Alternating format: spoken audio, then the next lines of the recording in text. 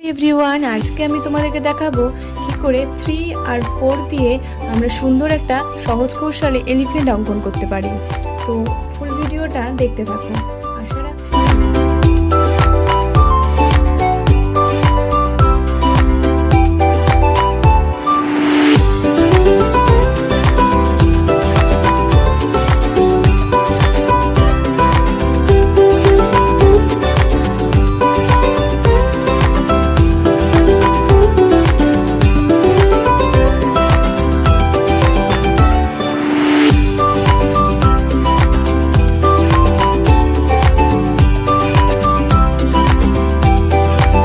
কৌশল অবলম্বন করলে তোমরা বাড়ির ছোট সদস্যদের খুব সহজেই সুন্দর সুন্দর জিনিস আঁকানো শেখাতে পারবে।